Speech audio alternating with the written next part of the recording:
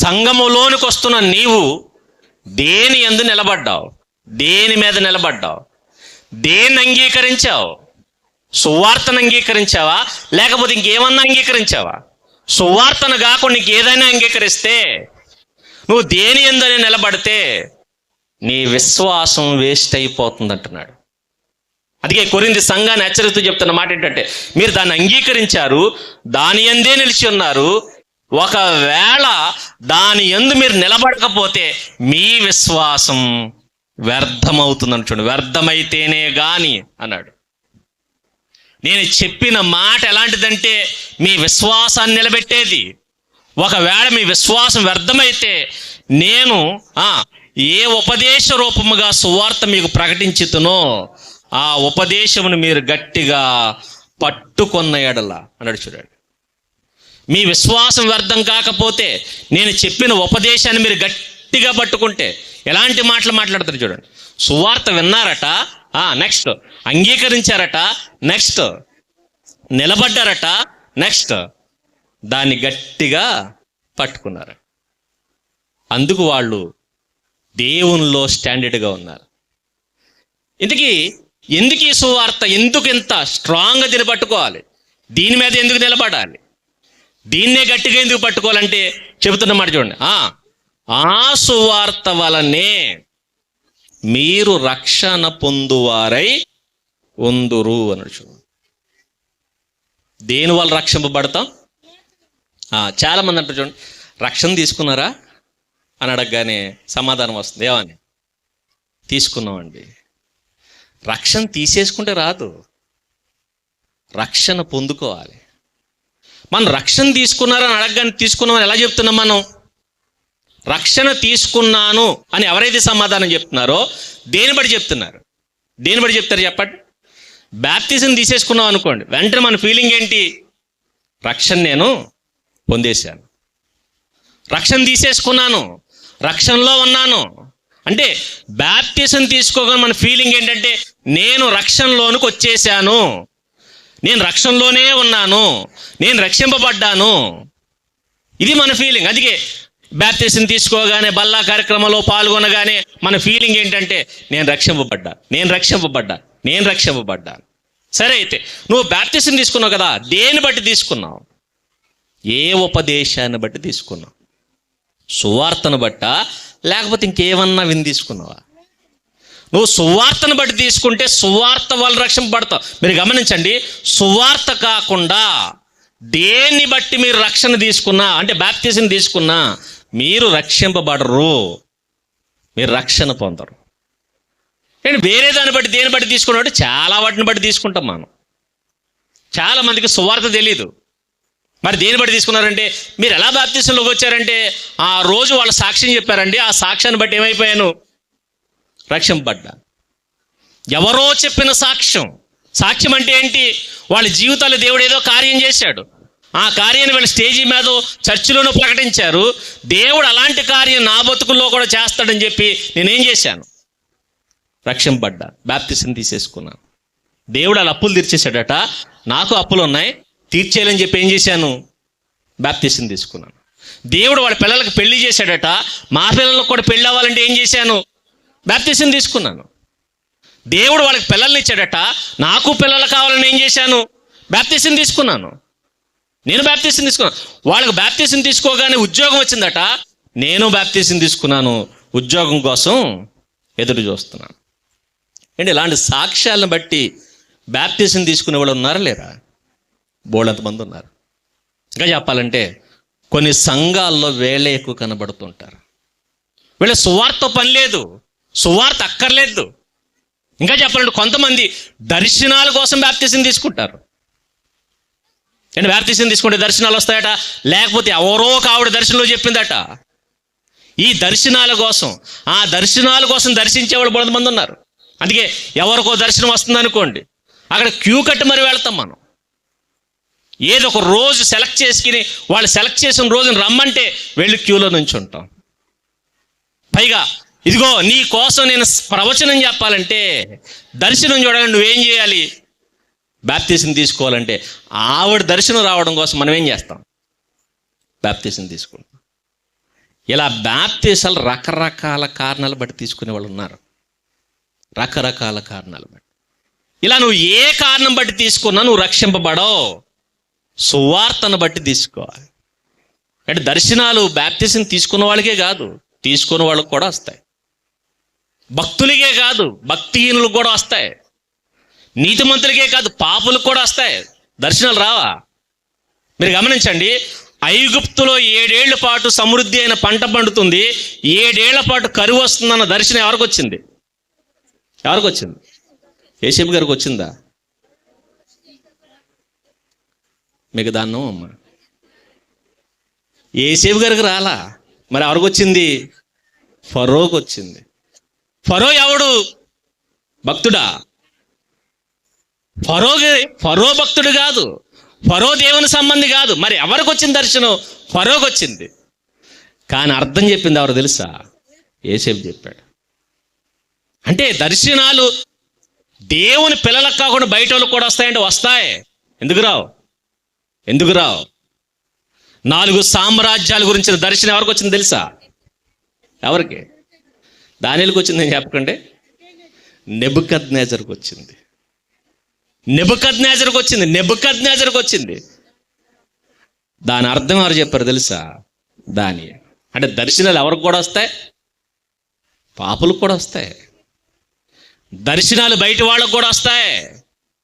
రాబోతున్న ఆ భవిష్యత్తు గురించి బయట వాళ్ళకు కూడా దేవుడు తెలియపరుస్తాడు, హెచ్చరిస్తాడు. కాబట్టి వాటిని బట్టి నమ్మేశారు అనుకోండి, మన గమ్యం మారిపోతుందన్న సంగతి గమనించాలి. అందుకే దర్శనాలు బట్టో లేదంటే వేరే వేరే కారణాలు బట్టో నువ్వు రక్షణలోకి వస్తే నీ రక్షణ సరైంది కాదు, నువ్వు రక్షింపబడవు. అది తమ్ముడు ఏదో టైటిల్ పెట్టాడు, రక్షణ లేని జనమా. రక్షణ లేకపోతే ప్రమాదం అనుకోకండి. హెల్మెట్ లేకపోతే ప్రమాదం జరగవచ్చు, జరగకపోవచ్చు. లైఫ్ జాకెట్ లేకుండా మనం సముద్రంలో ఈదితే ప్రమాదం జరగవచ్చు, జరగకపోవచ్చు. కొన్నిసార్లు మనం జాగ్రత్త తీసుకోకపోతే ప్రమాదాలు జరగవచ్చు, జరగకపోవచ్చు. కానీ రక్షణ లేకపోతే ప్రమాదం కాదు, శిక్ష. రక్షణ లేకపోతే శిక్ష తప్పదు. అందుకే అన్నాడు, మీరు ఏ ఉపదేశాన్ని బట్టి తీసుకున్నారు? నేను ప్రకటించిన ఉపదేశం ఇది. నేను ప్రకటించిన ఉపదేశం ఏంటది? సువార్తను ప్రకటించాను నేను. అందుకే సువార్త ప్రకటించవలసిన భారం ప్రతి ఒక్కరి మీద ఉంది. ప్రతి ఒక్కరి మీద ఉంది. సువార్తను నమ్మాలి, నమ్మిన వాడు దాన్ని ప్రకటించాలి. కాబట్టి సువార్త కోసం ప్రాణాలు ఇచ్చేశారు, సువార్త కోసం చచ్చిపోయారు. మరి అందుకే అపోస్తలులు ఎందుకు చచ్చిపోయారు? సువార్త కోసం. ఆదిమ సంఘం ఎందుకు చంపబడింది? సువార్త కోసం. నేటికి చాలామంది ఎందుకు చచ్చిపోతున్నారు? సువార్త కోసం. సువార్త కోసం ప్రాణాలు ఇచ్చేసేవారు ప్రపంచంలో చాలామంది ఉన్నారు. ఎందుకంటే సువార్త మీద నిలబడితే తల తెగిపోయినా సువార్తను విడిచిపెట్టి పక్కకి వెళ్ళడు. సువార్తను విడిచిపెట్టి పక్కకి వెళ్ళడు. సువార్త అలాంటిది. అది అన్నాడు, మీరు సువార్త మీద కట్టబడితే ఖచ్చితంగా రక్షింపబడతారు. సువార్త మీద కట్టబడకపోతే మీరు రక్షింపబడరు అన్నాడు. చూడండి, ఏంటి సువార్త అంటే లోకం అనుకున్నట్టు పుట్టినరోజు కాదు, లోకం అనుకున్నట్టు పెళ్లి రోజు కాదు, లోకం అనుకుంటున్నట్టు ఆస్తి గొడవల్లో విజయం కాదు. మరి ఏంటట సువార్త అంటే? చూడండి ఏమన్నాడు, నాకు ఇయ్యబడిన ఉపదేశము మొదట మీకు అప్పగించి తిని, అదేమనగా లేఖనముల ప్రకారము క్రీస్తు మన పాపముల నిమిత్తము మృతి పొందాడట. యేసు క్రీస్తు చావు వార్త గురించి ఏమంటుంది సమాజం? యేసుక్రీస్తు సావు వార్త గురించి, ఇంకా చెప్పాలంటే చనిపోయిన రోజు గురించి సమాజంలో ఏం చెప్పబడుతుంది? ఏం చెప్పబడుతుంది? క్రైస్తవులు ఏం చెప్తున్నారు? సువార్త. మీరు గమనించండి, సంవత్సరంలో 53 వారాలు ఉంటాయి. సంవత్సరానికి 53 లేదా 52. ఒక సంవత్సరం 52 ఉంటాయి, ఒక సంవత్సరం 53 ఉంటాయి. 53 శుక్రవారాలు ఉంటాయి.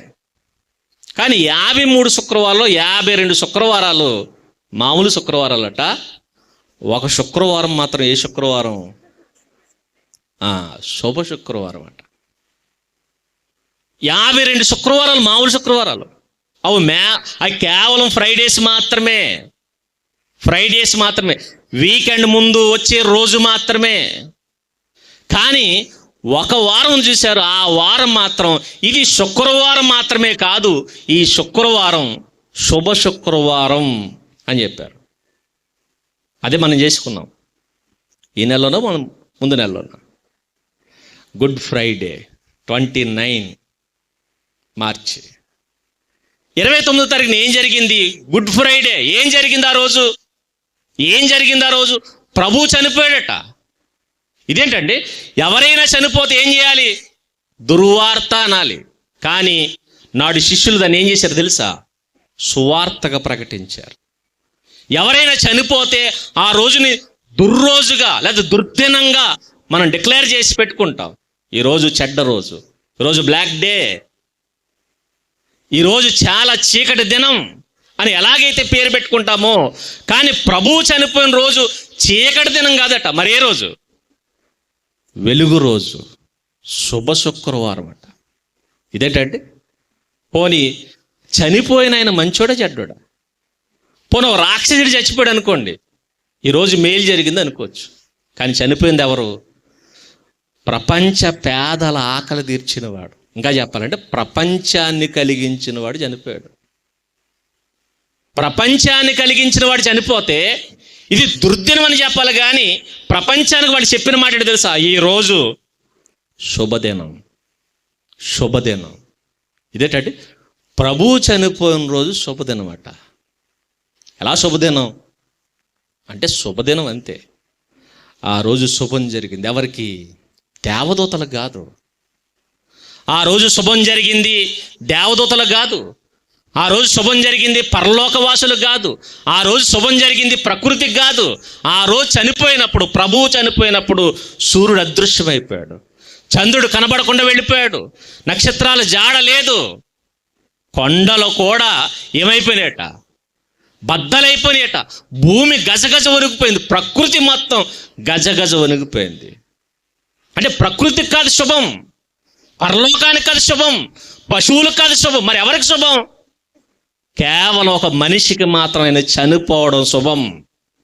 ఆ రోజు ఎవరికైనా మంచి జరిగిందంటే ఆయన చనిపోవడం వల్ల మంచి జరిగింది. మనిషికి మంచి జరిగింది. ఆ మనిషికి మంచి జరిగిన ఆ రోజు గురించి సమాజానికి చెప్పడం ప్రారంభించారు. ఆ రోజుని చెప్పడం ప్రారంభించారు. ఇదిగో ఇది సువార్త. ఏంటి సువార్త? ఆయన చనిపోయాడు. ఇదేంటంటే ఆయన చావు వార్త నాకు ఎలా శుభవార్త అవుతుందంటే అవుద్ది. కొన్నిసార్లు డెడ్ న్యూస్లు కూడా గుడ్ న్యూస్లు అవుతాయి. కానీ కొంతమందికి అవుతాయి. ఎవరికి అవుతాయంటే, ఫర్ ఎగ్జాంపుల్, నాకు హార్ట్ ప్రాబ్లం వచ్చింది అనుకోండి, గుండె మార్పిడి చేయాలి, గుండె పనిచేయడం మానేసింది. ఈ గుండె మార్పిడి చేయాలని చెప్పి డాక్టర్లు రిపోర్ట్ ఇచ్చారు. హాస్పిటల్ బెడ్ మీద పడుకుని ఉన్నాం. ఇప్పుడు నేను బతకాలంటే ఎవరొకరు గుండె దానం చేయాలి. ఏం చేయాలి? గుండె దానం చేస్తే నేను బతుకుతాను, గుండె దానం చేయకపోతే నేను బతకను. ఇప్పుడు ఏం చేయాలి? పోను గుండె ఎవరు దానం చేస్తారు? కిడ్నీలు అంటే పోను ఎవరొకరు దానం చేస్తారు, ఎందుకంటే 2 ఉంటాయి కాబట్టి. పోను కళ్ళు దానం చేయమంటే ఎవడొకడు దానం చేస్తాడు, రక్తం దానం చేయమంటే ఎవడైనా దానం చేస్తాడు. కానీ గుండె దానం చేయమని ఎవరిని అడుగుతాం? వెళ్ళి ఎవరిని అడుగుతాం? బాబు నీ గుండె అంటే ఎవడేస్తాడు? ఎవడెవడు? కానీ ఆ వ్యక్తిని బెడ్ మీద పడుకోబెట్టి డాక్టర్లు అంటారు, ఇదిగో ఎవరొకడు దొరికేంత వరకు నువ్వు ఇలా ఉండు. ఎవరు దొరకాలి ఇప్పుడు? ఎవరు దొరకాలి చెప్పండి? ఎవరొకరు చచ్చిపోవాలి. ఇప్పుడు ఎవరో యాక్సిడెంట్లో చచ్చిపోయారు. ఇప్పుడు డాక్టర్ గారు ఫోన్ చేస్తారు. ఇద్దరు ఏం ఫోన్ చేసామంటాడు తెలుసా? ఏమంటాడు చెప్పండి? Good news. ఏంటా గుడ్ న్యూస్? ఒక ఆయన యాక్సిడెంట్లో చచ్చిపోయాడు. ఇదేంటండి? ఆయన చనిపోవడం గుడ్ న్యూసా బ్యాడ్ న్యూసా? ఆయన కుటుంబానికి బ్యాడ్ న్యూస్. కానీ ఎవరు గుడ్ న్యూస్? నాకు గుడ్ న్యూస్. ఎందుకు తెలుసా? ఆయన గుండె నాకు పనిచేస్తుంది. అంటే నన్ను బతికించడానికి ఆయన గుండె పనిచేస్తుంది. ఇప్పుడు ఆయన చనిపోవడం వల్ల ఎవరు బతుకుతున్నారు? నేను బతుకుతున్నాను. నేను బతుకుతున్నా. ఆయన చావు వల్ల ఎవరికి మేలు జరిగిందంటే నాకు మేలు జరుగుతుంది. ఇది ఎలాగైతే జరిగిందో ప్రభువు కూడా ఆయన చనిపోవడం వల్ల మనందరికీ మేలు జరిగిందట. ఎందుకో తెలుసా? ఆయన చనిపోలేదు, బలైపోయాడు. బలి అన్న మాట చిన్నది కాదు. ఇంకా చెప్పాలంటే బలి అన్న మాట ఊరకనే వాడం మనం. బలిని ఎప్పుడు వాడతాం తెలుసా? అరే ఆడు బదులు వీడు బలి అయిపోయాడు. ఆ పదం ఎప్పుడు వాడతాం చెప్పండి? వాడు తప్పు చేశాడు, కానీ వీడిని పట్టుకుని చంపేశారు. శిక్ష వీడికి పడింది, తప్పు వాడు. తప్పు ఒకటి చేశాడు, శిక్ష ఇంకొకటి పడింది. అంటే శిక్ష పడిన వాడు తప్పించుకున్నాడు, తప్పు చేయని వాడు దొరికేశాడు. అప్పుడు అందుకే బలి అన్నమాట ఎప్పుడు వాడతాం తెలుసా? వాడు బదులు వీడు బలి అయిపోయాడు. నిజంగా మీరు గమనించండి, ఆ శుక్రవారం రోజున ఎవరు చచ్చిపోవాలి? మనం చచ్చిపోవాలి. ఆ శిలువ మీద చనిపోతున్న ఆ మరణం, భయంకరమైన చావు ఏదైతే ఉందో, ఆ చావు నీది నాది. మనం చేసిన పాపాలకి అలా చావాలి. అంత భయంకరమైన చావు మనందరికీ రావాలి. అది మనుషుల కోసం విధింపబడినటువంటి శిక్ష, పాపానికి విధింపబడిన శిక్ష. ఆ శిక్షట ఆ రోజు పాపం చేసిన ప్రతి వాడికి పడాలి. కానీ ఆ రోజు మనిషి తప్పించుకున్నాడు. ఎవరు దొరికిపోయారు? యేసుక్రీస్తు దొరికిపోయాడు. అప్పటికి మీరు గమనించండి, ఆ 3 సిలువల్లో ఒక సిలువ ఎవరిదో తెలుసా? యేసుక్రీస్తుది కాదు, మరెవరిది? బరబ్బాది. ఆ బరబ్బ ఎవరు? బందిపోటు దొంగ, భయంకరమైన బందిపోటు దొంగ. వాడు తప్పించుకున్నాడు, ప్రభు బలైపోయాడు. ఎందుకు బలైపోయాడు తెలుసా? ఆ బందిపోటు దొంగల్లాంటి బతుకులు మనవి. మనం తప్పించడానికి ఆయన బలైపోయాడు. అందుకే ఆయన బలియాగం మనకి విముక్తి కలగజేసింది. ఇదేంటంటే ఆయన చనిపోతే నాకు రక్షణ ఏంటంటే రక్షణ అంతే. ఇదేంటంటే ఇదేం చట్టం అంటే అది చట్టం అంతే. అది దేవుడు రాసుకున్న చట్టం. చట్టాలు అలాగే ఉంటాయి, నీకు అర్థం కావు. మీరు గమనించండి, బస్సులో ప్రయాణం చేయడానికి ఏముండాలట? ఇదేంటి కాగితం ముక్కుంటే ప్రయాణం చేయడం పెట్టండి. ఆ కాగితం ముక్క లేకపోతే ఏంటట? శిక్ష, నేరం. కాగితం ఉంటే సేఫ్, కాగితం లేకపోతే నీకు శిక్షార్హుడు. ఇదేంటి ఈ కాగితం నన్ను రక్షించేదంటే? అవును. ఇదేంటి ఈ కాగితం నన్ను కాపాడమని నేనే ఇంటి దగ్గర నుంచి ఒక కాగితం ముక్క తెచ్చుకుంటాను, దీనికంటే గొప్పదంటే ఒప్పుకుంటారా? ఒప్పుకోరు. మరి ఎందుకు ఒప్పుకోరు అంటే అది ప్రభుత్వం నియమించిన విధానం. నువ్వు ఆ బస్సులో ప్రయాణం చేస్తున్నంత సేపు ఈ టికెట్ ముక్క నీ జేబులో ఉండాలి. మధ్యలో తీసుకుని పడేస్తే కుదరదు. పోనీ అలాగే టికెటే కావాలి కదని చెప్పి ట్రైన్ టికెట్ తీసుకుని బస్సు ఎక్కామనుకోండి, ఎక్కనిస్తారా? భీమవరం నుంచి విజయవాడ వెళ్ళాలి, ట్రైన్ టికెట్ తీసుకుని బస్సు ఎక్కామనుకోండి ఏమంటాడు? దీపం అంటాడు. పోనీ లేదు బస్ టికెట్ తీసుకుని ట్రైన్ ఎక్కామనుకోండి, బస్ టికెట్ ట్రైన్ టికెట్ కంటే రేట్ ఎక్కువ కదా, నేను ఎక్కువ చెల్లించాను, నేను బస్సులో వెళ్ళను, ఇదిగో ఏసీ బస్సుకి టికెట్ తీసుకున్నాను కానీ ట్రైన్లో వెళ్తానండి ఏమంటాడు? కుదరదు. ఇది ఏంటంటే చట్టం. ఎవరు రాశారు చట్టం?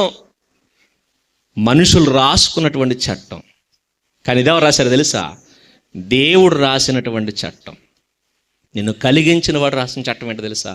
అయితే నీ పాపానికి నువ్వు చావాలి, లేకపోతే నీ పాపానికి ఇంకొకళ్ళు చనిపోవాలి, బలైపోవాలి. ఎవరు బలైపోతారంటే ఆయన బలైపోయాడు. అందుకే ఆయన బలియాగం మన పాపాల కోసం. అది చెప్తున్నాడు. యేసుక్రీస్తు ఏం చేయబడింది? లేఖనముల ప్రకారం అన్నాడు చూడండి. అందుకే లోక ప్రకారం కాదు. లోక ప్రకారం అయితే ఆయన మరణం నీకు హాస్యాస్పదంగా ఉండొచ్చు, కానీ ఇది లేఖనం. ఎవరు రాసిన లేఖనం? దేవుడు రాసినటువంటి లేఖనం. అది మీరు గమనించగలిగితే ప్రభుత్వాలు చేసిన చట్టాలు ఏవైతే ఉన్నాయో, లేఖనాలు, శాసనాలు, దేవుడు రాసిన లేఖనాలు, ఈ శాసనాలు. ఆ శాసన ప్రకారం చనిపోయాడట. ఎందుకంటే నీ కోసం. అందుకే మన పాపముల నిమిత్తం ఆయన బలైపోయాడు. ఇప్పుడు మనందరం ఏం చేయబడ్డాం తెలుసా? ఆ రోజు ఊపిరి తీసుకున్నారట అందరూ. అమ్మయ్యా, నేను ఏం చేయబడ్డాను? రక్షింపబడ్డాను. ఇప్పుడు ఇది నమ్మాలట. ఏమని నమ్మాలి? ఇదిగో నా పాపాల కోసం ఈయన బలైపోయాడు, ఇది నమ్మాలి, ఇది నమ్మాలి. ఆయన సమాధి చేయబడ్డాడు, ఇది నమ్మాలి. నెక్స్ట్ ఆయన 3వ దినాన్ని తిరిగి లేచాడు, ఇది నమ్మాలి, ఇది నమ్మాలి. రెండవది, దీన్ని చాలా గట్టిగా పట్టుకోవాలి, దీన్ని పట్టుకోవాలి. మనం దీన్ని పట్టుకుంటే చాలా క్షేమంగా ఉంటాం. దీన్ని పట్టుకోలేదా మీ విశ్వాసమే కదా, అసలు మీరు విశ్వాసులే కాదు. ఇంకా చెప్పాలంటే మీరు బ్యాప్టిజం తీసుకేసుకున్నామన్నా ఆయన ఒప్పుకోడు, మీరు తీసేసుకున్న ఒప్పుకోడు. ఈ సువార్తను కనుక మీరు నమ్మి గట్టిగా పట్టుకోకపోతే ఆయన ఎట్టి పరిస్థితులు అంగీకరించడం. కాబట్టి మీరు గమనించండి, ఈ విషయం గురించి మనం ఆలోచించుకుంటూ వెళ్తే ఇదే సువార్త యోహాను గారి దగ్గర నుంచి ప్రారంభమైంది. బాప్తిస్మ ఇచ్చి యోహాను గారి దగ్గర నుంచి పాపక్షమాపణ కోసం ఆయన సువార్తను ప్రకటిస్తూ అంటున్నాడు. చూడండి ఏమన్నాడు తెలుసా? పరలోక రాజ్యము సమీపించింది, మారు మనసు పొందండి అన్నాడు. మారు మనసు పొంది సువార్తను నమ్మండి. దేన్ని నమ్మాలి? సువార్తను నమ్మాలట, మారు మనసు పొంది నమ్మాలట. ఈ మాట ఆయన నోటి నుంచి ప్రకటింపబడ్డం మొదలుపెట్టింది. యోహాను గారు అరణ్యములో కేకలు వేసుకుంటూ, గుండెలు బాదుకుంటూ, రొమ్ము కొట్టుకుంటూ, అరుచుకుంటూ, ఏడుస్తూ ప్రకటించినటువంటి మాట్లాడేటట్టు, ఇదిగో పరలోక రాజ్యం సమీపించింది, రండి రండి. మీరు ఎప్పుడు గమనించండి, దేవుడు ఎప్పుడు ఇలాగే మాట్లాడుతుంటాడు. ఏంటో తెలుసా? నోవా గారి చేత ప్రకటన, వాడ చేయబడింది, ఏం చేయండి? రండి. లోకములో ఉండకండి, ఎక్కడికి రండి? వాళ్ళలోకి రండి. ఇది మొదటిది. లోతు సందర్భంలో మనం చూడగలిగితే సొదొమలో ఉండకండి, బయటికి పొండి. ఈ గ్రామంలో ఉండదు, ఈ పట్టణంలో ఉండొద్దు, బయటికి పొండి, బయటికి పొండి. ఇది ఆ రోజు చెప్పింది. ఈ రోజు చెప్తుంది ఏంటో తెలుసా? పరలోక రాజ్యం సమీపించింది, ఈ లోకంలో ఉండకండి, ఎక్కడ ఉండండి? పరలోక రాజ్యములో ఉండండి. లోక రాజ్యాల్లో ఉండకండి, ఎక్కడ ఉండండి? పరలోక రాజ్యంలో ఉండండి. మీరు గమనించండి, మనం ఎక్కడ ఉన్నాం ఇప్పుడు? మన వాళ్ళందరూ బిజీగా ఉన్నారు. ఎక్కడ? లోక రాజ్యంలో. ఏ రాజ్యం గెలిపిద్దామా అని చూసుకున్నారు మన వాళ్ళు. దాంట్లో ముమ్మరంగా పనిచేసేది ఎవరనుకుంటున్నారు? మన క్రైస్తవులే.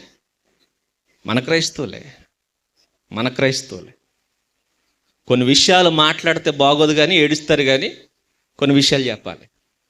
ఏంటో తెలుసా? మన 14వ తారీఖుని, మన ఆదివారం ఏం జరిగింది తెలుసా అండి?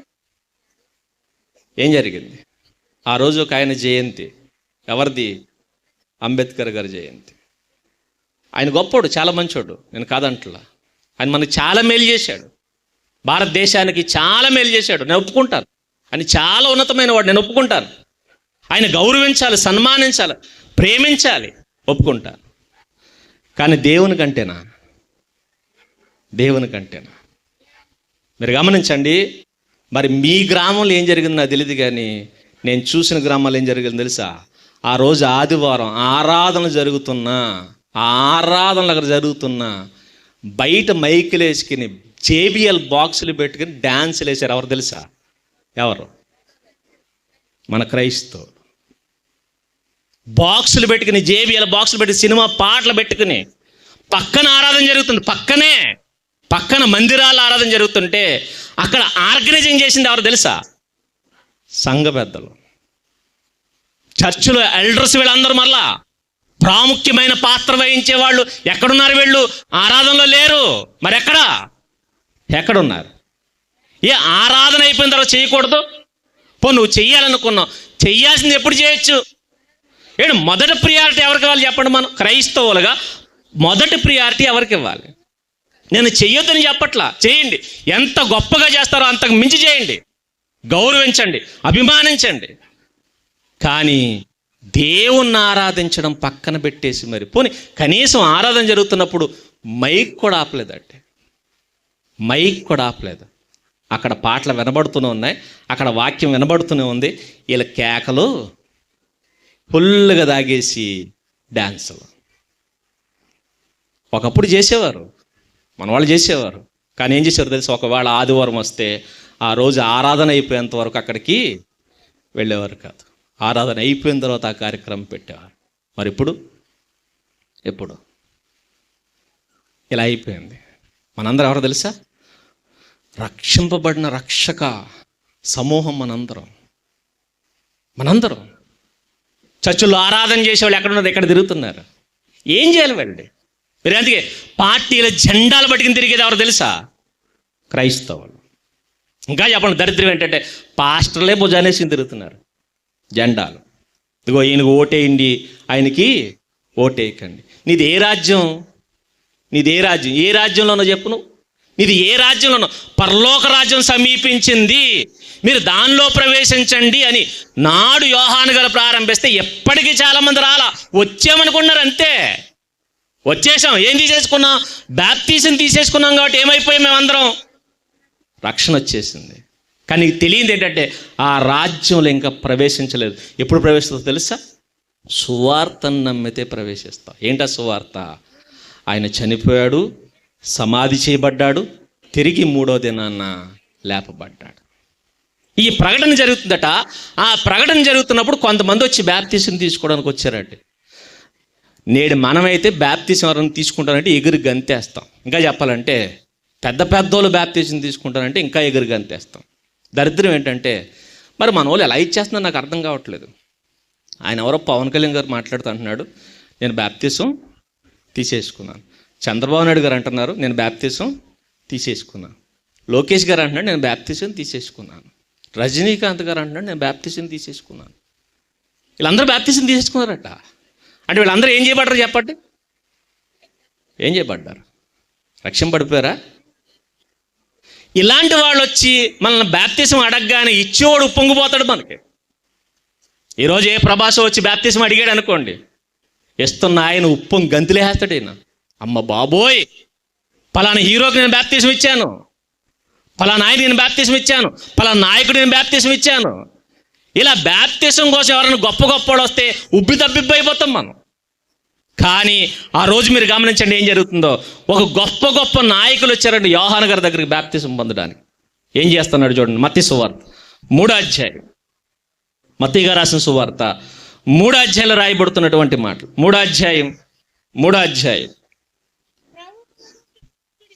7వ వచనం నుంచి రాయబడుతున్న మాట. అతడు పరిసయ్యుల్లోను సద్దూకయ్యుల్లోను అనేకులు బాప్తిస్మం పొందవచ్చుట చూచి. పరిసయ్యులు సద్దూకయ్యులు సామాన్యులు అనుకోకండి. నాడు యోధ ఆ సమాజం ఏదైతే ఉందో ఆ సమాజాన్ని లీడ్ చేసే లీడర్స్ ఎవరంటే వీళ్ళే, నాయకులు ఎవరంటే వీళ్ళే. నాడు సద్దూకయ్యులు, పరిసయ్యులు, వీళ్ళే ప్రభుత్వాన్ని డీల్ చేసేది వీళ్ళే. ఇంకా చెప్పాలంటే ప్రభుత్వాలలో ఏ నిర్ణయాలు తీసుకోవాలో ఆ నిర్ణయాల గురించి కూడా చెప్పేవాళ్ళు వీళ్ళే. రాజులు కూడా వీళ్ళొచ్చి సంప్రదిస్తారు. అందుకే మీరు గమనించండి, జ్ఞానులు వచ్చి హేరోద్ దగ్గరకు వచ్చి యూదుల రాజు ఎక్కడ అంటే వెంటనే సంప్రదించింది ఎవరిని తెలుసా? శాస్త్రులను, పరిసయ్యులను. అంటే రాజులు కూడా ఎవరి దగ్గర పరిగెట్టుకు వస్తారు? వీళ్ళ దగ్గరికే. అలాంటి స్టేటస్లో ఉన్న వాళ్ళందరూ, అలాంటి క్యాడర్లో ఉన్న వాళ్ళందరూ, అలాంటి వాళ్ళు వచ్చట బాప్తిస్మం ఇవ్వండి అని అడిగారు. బాప్తిసం పొందడానికి వచ్చారట. ఏమంటున్నాడు? సద్దుకయ్యుల్లోను పరిసయ్యులు అనేకులు బాప్తిసం పొందవచ్చుడు చూచి. చూడండి ఆ మాట ఏమన్నాడు? ఈ మాట మన వాళ్ళు నోట వస్తుందండి. ఈ పలంగా ఏ రాజకీయ నాయకుడిని వచ్చారనుకోండి, మీరే మైకి లాగేసుకుంటారు నా దగ్గర నుంచి. అర్జెంటుగా ఎవరికి ఇవ్వండి? మా నాయకుడికి ఇవ్వండి. ఒప్పుకోం మేము, మా నాయకుడికి ఇవ్వండి. అందుకే నాకు ఎప్పుడు కోపం వచ్చే విషయం ఏంటి తెలుసా? క్రైస్తవులకి భక్తి అస్సలు లేదండి. అసలు భక్తి అస్సలు లేదు. మీరు గమనించండి, మసీదులోకి ఏ నాయకుడు వెళ్ళడు, గుడిలోకి ఏ నాయకుడు వెళ్ళడు, చర్చిలోకి ప్రతి నాయకుడు ఎగేసుకుని మరి వస్తాడు. ఎందుకు? లోకం మనం. మీరు గమనించండి, అక్కడ ఒంగొంగి దండం పెడతారు. మరి ఎక్కడ? వాళ్ళకి మనమే ఒంగొంగి దండం పెడతాం. వాళ్ళు వచ్చేసరికి మన వాళ్ళు బెండ్ అయిపోతారు, దొల్లేస్తారంతే. జరుగుతున్న ఆరాధన ఆపేస్తాం. వాళ్ళైతే ఎదిగో బయట నుంచో గర్భగుళ్ళు అడిగేయడానికి వీల్లేదు, బయట నుంచో, గుమ్మం ముందు నుంచో, గేట్ బయట నుంచో అంటారు. మరి మనం రండి దండ్లు, సాలువాలు, అబ్బో సన్మానాలు. దేనికి? నీకు దేవుడు అక్కర్లా, మరి ఎవరు కావాలి? వీళ్ళందరూ కావాలి మనకి, వీళ్ళందరూ. నాడు ఆయన అన్నాడు చూడండి, సర్ప సంతానమా అన్నాడు చూడండి. బ్యాప్టిజానికి వచ్చేసారా? బ్యాప్టిజం తీసుకోవడానికి వచ్చేటప్పుడు చెప్పాల్సిన మాట ఏంటో తెలుసా? ఏం చెప్పాలి? సర్ప సంతానం అనక్కర్లా, అంత భారీ డైలాగులు మనకు వద్దు. కానీ రాబోతున్న ఉగ్రతను తప్పించుకోవడానికి బుద్ధి చెప్పిన వాడెవడు? బుద్ధొచ్చిందా రాలేదా అని అడగాలి. ఏమడగాలి? బుద్ధొచ్చి తీసుకున్నావా, బుద్ధి లేకుండా తీసుకున్నావా? ఇప్పుడు నేను అడుగుతున్నా, బ్యాప్టిజం తీసుకునే వాళ్ళు ఎలా తీసుకోవాలి? బుద్ధొచ్చి తీసుకోవాలి. కానీ చాలామంది ఎలా తీసుకుంటారు? బుద్ధి లేకుండా, బుద్ధి రాకుండా తీసుకుంటారు. ఇప్పుడు నేను అడుగుతున్నా, మీ క్యాడర్ ఏంటి? మీరు ఏ క్లాసులో ఉన్నారు? ఏ సెక్షన్లో ఉన్నారు? బుద్ధొచ్చి తీసుకున్నారా, బుద్ధి లేకుండా తీసుకున్నారు? కొంతమంది తీసుకోరు, చర్చకు వచ్చేస్తారు, వెళ్ళిపోతారు. వీళ్ళు తీసుకోరు అసలు. మరి దేనికున్నావు? ఊరకనే ఉన్నాడు అంతే. అలా వాళ్ళ తాత దగ్గర నుంచి చర్చిలో ఉన్నాడు కాబట్టి అలా కొనసాగుతున్నాడు.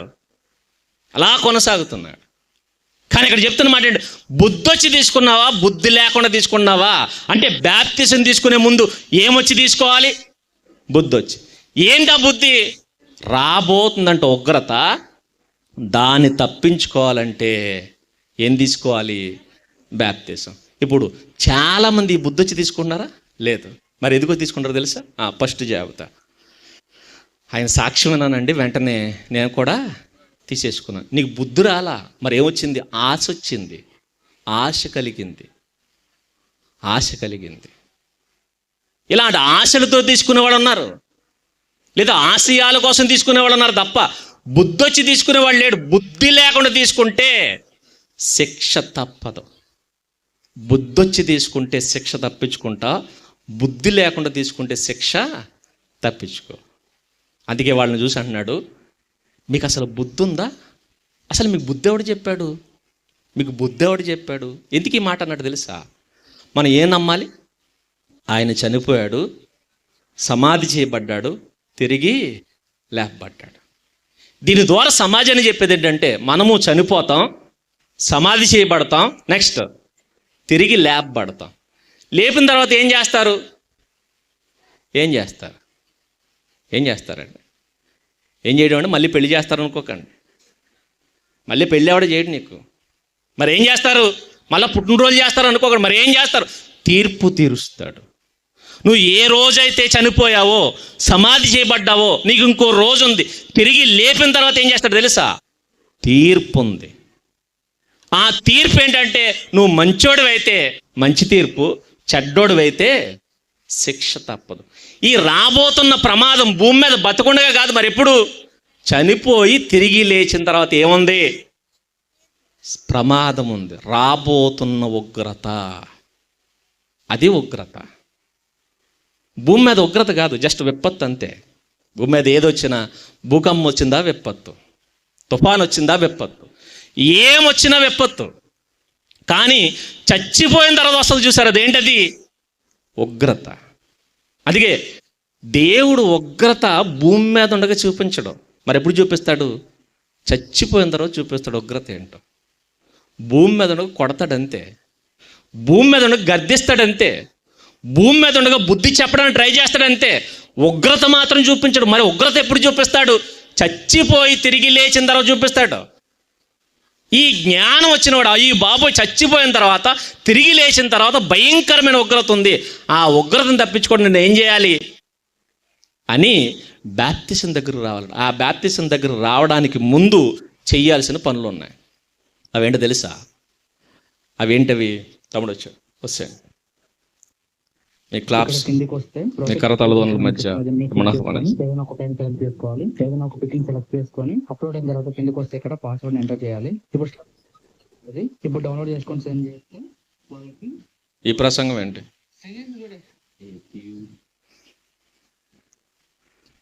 రైట్, అంటే 2 ప్రసంగాలు అన్నారు, 3 వస్తుంది.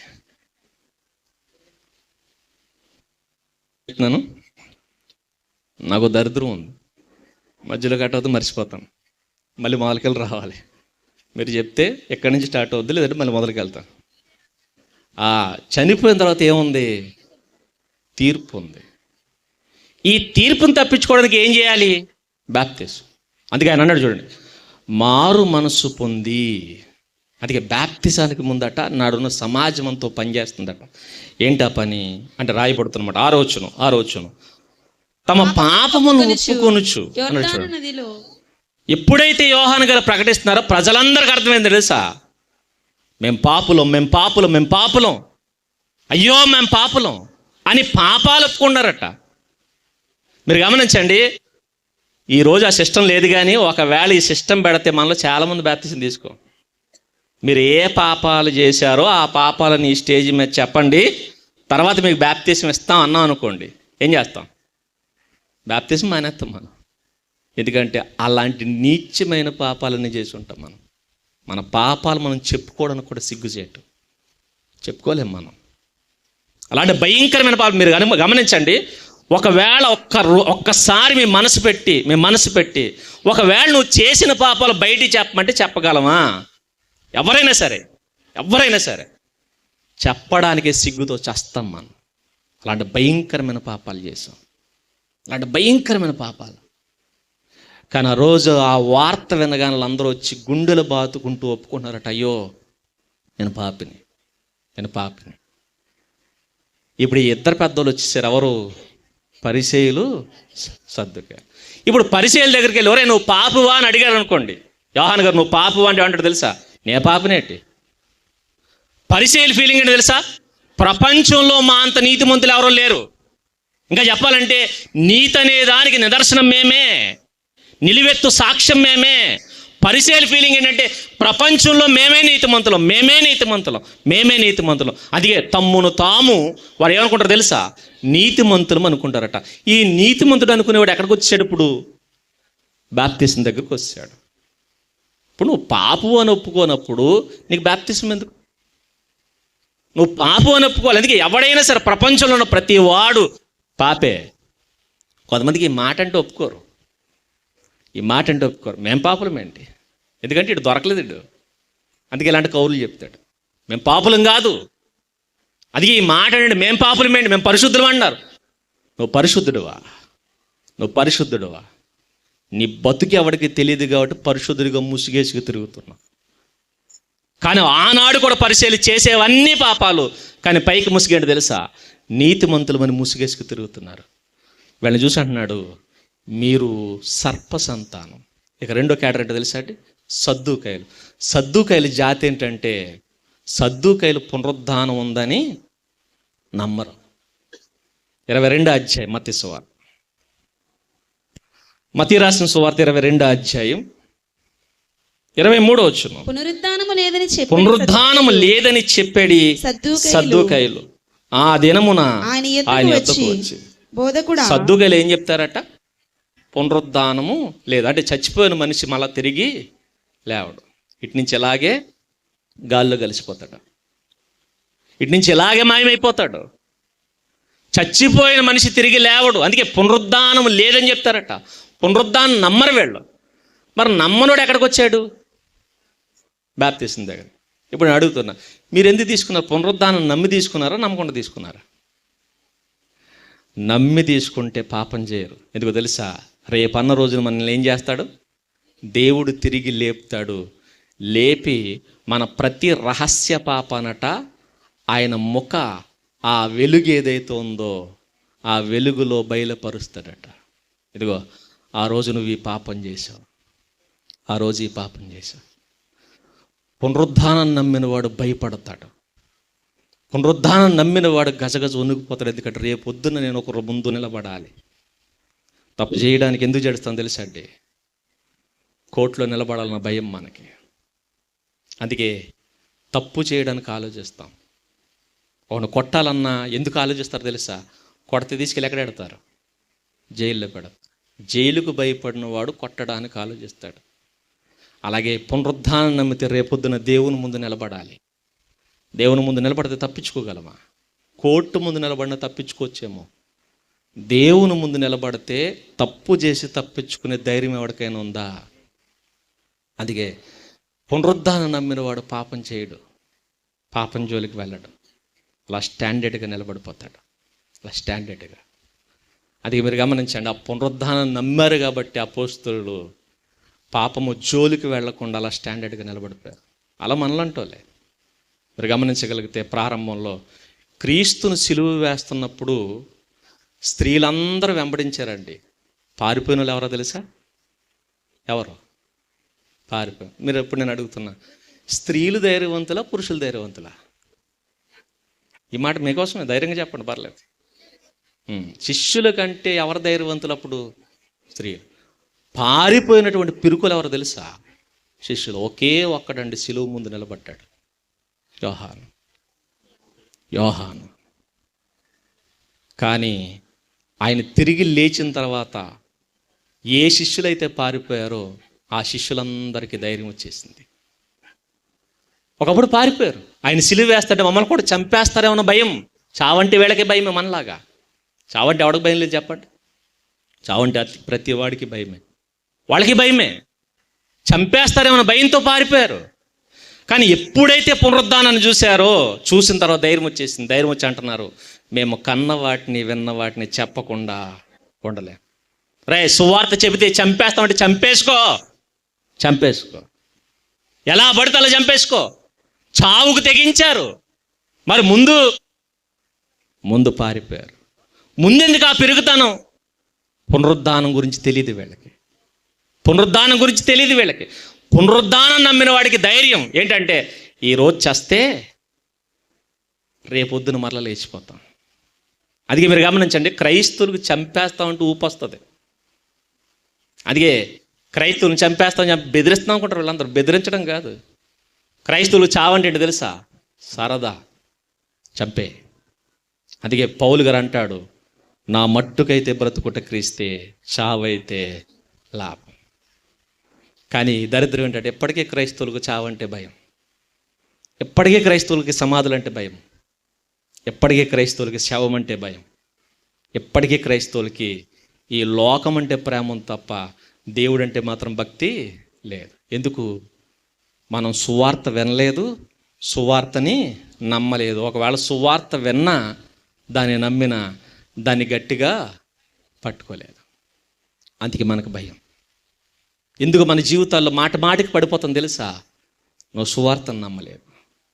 పునరుద్ధానపు శక్తిని చూస్తే మనం తప్పు చేయం. అందుకే అలా అంటారు, మేము సిలువ వేయబడిన క్రీస్తుని ప్రకటిస్తున్నాం. రెండవది, మేము పునరుద్ధానుడైన క్రీస్తుని ప్రకటిస్తున్నాం.